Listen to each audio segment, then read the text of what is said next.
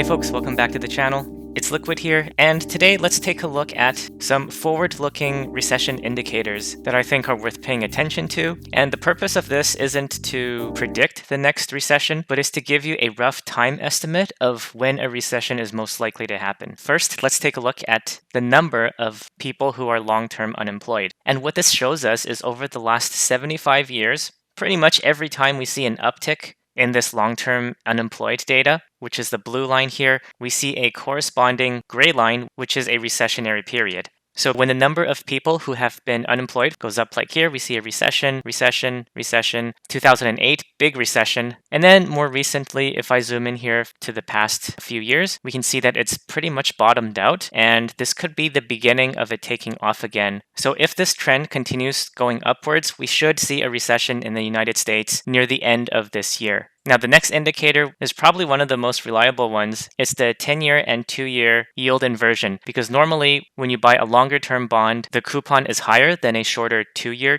But when the fixed income market thinks that there's going to be a recession coming up, it shifts a lot of the risk to the short term, and you have 2-year treasuries giving you a higher yield than 10-year. And when that happens, we see the blue line dipping below the 0%, because all this is doing is subtracting the 2-year from the 10-year. And throughout history, when the chart drops below and then comes back up above the 0 line, we see a recession, again, marked by these gray lines. There was a small inversion right here in 1998, but it wasn't large enough to trigger a recession.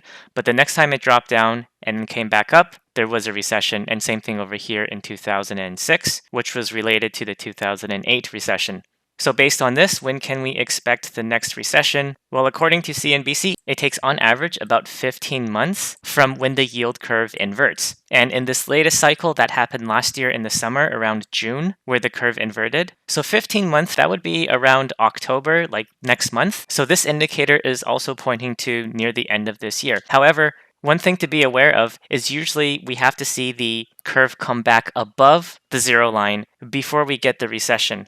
At least that's what's happened over the last several times. And right now, it's not clear to me that this line is heading back up. Like if I zoom in a bit to a 5-year chart, it's kind of just chopping down here. If this was a stock, then I would say we have to get past at least this area of resistance here before a sustainable move up becomes more convincing. So a lot of people use this indicator because it does seem to be a fairly reliable way to estimate when the next recession is. But I think it's more accurate to use this indicator to not just consider when the yield curve inverts, but also when it goes back above the 0 line. And finally, we have the Sam Rule recession indicator. Sam is an economist who used to work for the Fed, and this can signal the start of a recession whenever the 3-month moving average of the unemployment rate raises by 0.5% relative to the lowest point in the previous year. So we can see it correlates pretty well with recession whenever it spikes up. And based on this indicator, it doesn't look like we're close to a recession yet, because even though it's on this upward slope recently, it looks more like noise than a meaningful uptrend like the previous times where it correlated with recessions.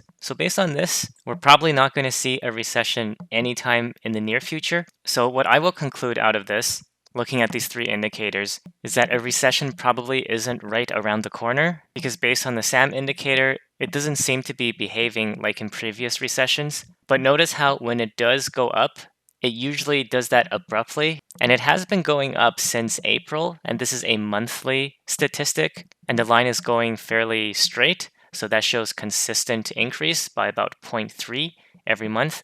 But based on the other 2 indicators, a recession is likely to come in the 4th quarter of this year or early next year. So it tells me that we should continue to watch these signals, because the SAM indicator can easily shoot up very quickly next month's report, which would be the September data. And if that corroborates with the other 2 indicators, like the long-term unemployment number starts going much higher, and we see that the 10-year minus 2-year treasury is about to cross back above the 0 point and uninvert, then at that time, whenever that may be, you can make a very compelling case that a recession in the US is going to start pretty soon, or it has already started. So thanks a lot for watching. Good luck with your finances, and I'll talk to you in the next one.